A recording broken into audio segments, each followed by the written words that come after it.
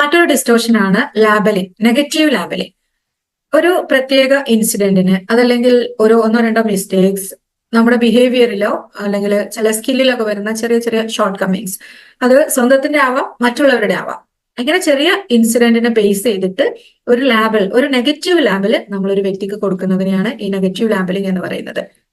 ഇങ്ങനെ ചില ഇൻസിഡന്റിന് മിസ്റ്റേക്സുകളോ short Cummings ഒക്കെ വരുമ്പോൾ അതിനെ മാത്രം ബേസ് ചെയ്ത് ഇങ്ങനെ ഒരു നെഗറ്റീവ് ലാബൽ, ഒരു സ്റ്റാമ്പിംഗ് നമ്മൾ ഒരു വ്യക്തിക്ക് കൊടുക്കുമ്പോൾ, എക്സാമ്പിൾ ആയിട്ട് വളരെ ഇറസ്പോൺസിബിൾ ആണ്, ലേസി ആണ്, കെയറിങ് അല്ല, മെമ്മറി ഇല്ല, ഭയങ്കര മറവിയാണ്, ഒന്നും ചെയ്യൂല.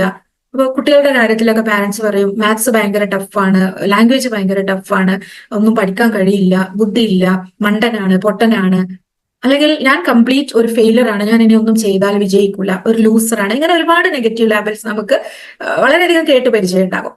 നമ്മളെപ്പോഴും നമ്മൾ യൂസ് ചെയ്തുകൊണ്ടിരിക്കുന്നുണ്ടാകും, അല്ലെങ്കിൽ മറ്റുള്ളവർ യൂസ് ചെയ്യുന്നത് നമ്മൾ കേൾക്കുന്നുണ്ടാകും. ഇത് പലപ്പോഴും ഒരു വ്യക്തിയുടെ ഒരു കണ്ടിന്യൂസ് പാറ്റേൺ ഒന്നും ആവില്ല. ഇത് ഒന്നോ രണ്ടോ ഇൻസിഡൻസ്, അല്ലെങ്കിൽ ഇപ്പൊ ഒന്ന് രണ്ട് തവണ മാത്സിൽ തോറ്റു, തീരെ മാർക്കില്ല, അപ്പൊ എന്ത് ചെയ്യും, മാത്സ് ഭയങ്കര ടഫാണ് എന്ന് പറഞ്ഞിട്ട് അങ്ങോട്ട് ലാബിൽ ചെയ്യും. അതുപോലെ ജോലിക്ക് വരാൻ ഇടക്കിടക്ക് ഒന്ന് ഇങ്ങനെ ജോലിക്ക് വരാനൊക്കെ ഇങ്ങനെ വൈകുന്നുണ്ട് ഒരു വ്യക്തി, ഇപ്പം നമ്മൾ ഡ്യൂട്ടിയിലുള്ള ഒരു വ്യക്തി, എന്നാൽ ചില വർക്കുകൾ കംപ്ലീറ്റ് ചെയ്യാൻ കുറച്ച് സ്ട്രഗിൾ ചെയ്യുന്നുണ്ട്, പ്രയാസപ്പെടുന്നു. അപ്പൊ എന്ത് ചെയ്യും, വളരെ ഇറസ്പോൺസിബിൾ ആണ്, ലേസിയാണ്. വീട്ടില് ടീനേജേഴ്സ് ഒക്കെ അവരുടെ ആ ഒരു ഡെവലപ്മെന്റൽ പീരീഡിൽ അവർക്ക് ഉണ്ടാകുന്ന ഹോർമോൺ ഇൻബാലൻസും കാരണങ്ങളൊക്കെ എന്ത് ചെയ്യും, അവർക്ക് കുറച്ച് ലേസിനെസ്സും അതുപോലെ റെസ്പോൺസിബിലിറ്റി ഇല്ലായ്മയൊക്കെ ചിലപ്പോൾ ചില സമയത്ത് എന്തെങ്കിലും ഇമോഷണൽ ആയിട്ടുള്ള പ്രോബ്ലംസ് ഒക്കെ വരുമ്പോൾ അങ്ങനെ ഉണ്ടാവാം. അപ്പൊ എന്ത് ചെയ്യും, കംപ്ലീറ്റ് അവരെ ഭയങ്കര ലേസിയാണ്, ഒരു റെസ്പോൺസിബിലിറ്റി ഇല്ല എന്നൊക്കെ പറഞ്ഞിട്ട് സ്റ്റാമ്പ് ചെയ്യും പാരന്റ്സ്, നമ്മൾ അങ്ങനെ പറയും. അപ്പൊ ഇതുപോലെ ഈ ഒരു നെഗറ്റീവ് ലാബിലിംഗ് നമ്മുടെ സെൽഫിന് തന്നെ നമ്മൾ കൊടുക്കുകയാണെങ്കിൽ എന്തുണ്ട്, നമ്മളുടെ ഒരു കോൺഫിഡൻസും മോട്ടിവേഷനും ഒക്കെ കുറയും, ആ ഒരു ലോ സെൽഫ് എസ്റ്റീമിലേക്ക് പോകും. മറ്റുള്ളവർക്ക് നമ്മൾ ഇത് കൊടുക്കുകയാണെങ്കിൽ, മറ്റുള്ളവരെ ഇങ്ങനെ ലാബിൽ ചെയ്യുമ്പോൾ സംഭവിക്കുന്നത്, അവരുടെ ഒരു നെഗറ്റീവ് അല്ലെങ്കിൽ ഒരു പെയിൻഫുൾ ഇമോഷൻസ് ഉണ്ടാവാൻ അവർക്കത് കാരണമാവും. അതോടൊപ്പം തന്നെ അവരിൽ ഒരു റോങ് സെൽഫ് ഇമേജ് നമ്മളിങ്ങനെ ലാബിൽ ചെയ്ത് കഴിഞ്ഞാൽ പിന്നെ എന്ത് ചെയ്യും, പിന്നെ നമ്മളിത് ഇങ്ങനെ റിപ്പീറ്റഡ് ആയിട്ട് പറഞ്ഞുകൊണ്ടേയിരിക്കും. അപ്പൊ വീണ്ടും വീണ്ടും ഇത് കേൾക്കുമ്പോൾ ഒരു നെഗറ്റീവ് സെൽഫ് ഇമേജ് അവരിൽ ഡെവലപ്പ് ആകും. ആ ഒരു സെൽഫ് ഇമേജ് ഡെവലപ്പ് ആയി കഴിഞ്ഞാൽ പിന്നെ എന്ത് ചെയ്യും, ഈ ഒരു ബിഹേവിയർ നമ്മളിൽ കോൺക്രീറ്റ് ആയി മാറുകയാണ് പിന്നെ ചെയ്യുന്നത്. അപ്പോ ഒന്നോ രണ്ടോ തവണയൊക്കെ ഉണ്ടായിട്ടുള്ള ഒരു ബിഹേവിയറിനെ ഇങ്ങനെ ലാബിലിങ്ങിലൂടെ നമ്മൾ വീണ്ടും വീണ്ടും അതിനെ സ്ട്രെങ്തൻ ചെയ്യാണ് ചെയ്യുന്നത്.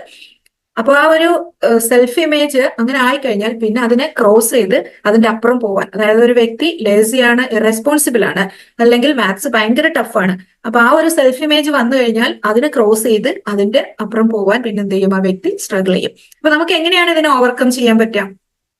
ഞാനൊരു കംപ്ലീറ്റ് ഫെയിലർ ആണ് എന്ന് എന്നെ തന്നെ ഞാൻ ലാബിൽ ചെയ്തു എന്ന് വെച്ചോ, പല കാര്യങ്ങളും എന്റെ ബിസിനസ് ഞാൻ സ്റ്റാർട്ട് ചെയ്തിട്ടുണ്ടാകും, അല്ലെങ്കിൽ ഒരുപാട് എക്സാമുകൾ ഞാൻ എഴുതിയിട്ടുണ്ടാകും, എൻട്രൻസ് എക്സാം ആകാം, PSC എക്സാം ആകാം, അതല്ലെങ്കിൽ ഏതെങ്കിലും കോഴ്സുകൾ കംപ്ലീറ്റ് ചെയ്യാനുള്ള എക്സാമുകളാകാം. പക്ഷെ പലതും പാസ്സാവുന്നില്ല, എനിക്ക് അതിന് അങ്ങോട്ട് നെക്സ്റ്റ് ലെവലിലേക്ക് പോകാൻ പറ്റുന്നില്ല, കംപ്ലീറ്റ് ഫെയിലർ ആണ്, ഇനിയിപ്പോൾ ഇതൊന്നും വേണ്ട എന്ന് പറഞ്ഞ് എന്നെ ലാബിൽ ചെയ്യുന്നതിന് പകരം അവിടെ ചെക്ക് ചെയ്യുക. പക്ഷെ ഞാനെടുത്ത തീരുമാനങ്ങൾ നല്ലതായിരിക്കില്ല, അതല്ലെങ്കിൽ ആ ഒരു ബിസിനസ്സിന് ആവശ്യമായ പലതും അവിടെ കുറഞ്ഞു പോയിട്ടുണ്ടാകും. അത് എന്തൊക്കെയാണ് എന്നുള്ളത് ഒന്ന് പഠനം നടത്തി അവിടെ എന്തൊക്കെ അതിൽ ചേഞ്ചസ് വരുത്തണം, ഇനി എന്ത് ചെയ്യണം എന്നൊക്കെ പഠനം നടത്തി മുന്നോട്ട് പോകുമ്പോൾ നമുക്ക് എന്തില്ല, ഈ ഒരു ലാബിൽ നമുക്ക് ഉണ്ടാവില്ല. അതിൽ നിന്ന് ഒരുപാട് ലേണിങ്സ് ഉണ്ടാവും.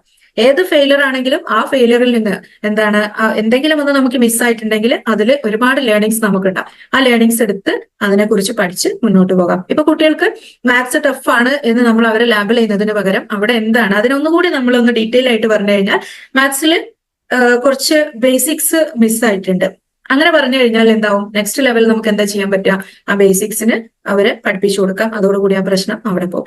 അതല്ലെങ്കിൽ മാത്സിൽ എന്താ സംഭവിച്ചിട്ടുണ്ടാവുക, അവരെ പഠിപ്പിക്കുന്ന ടീച്ചറായിട്ട് ഒരു റാപ്പ് ഉണ്ടാവില്ല.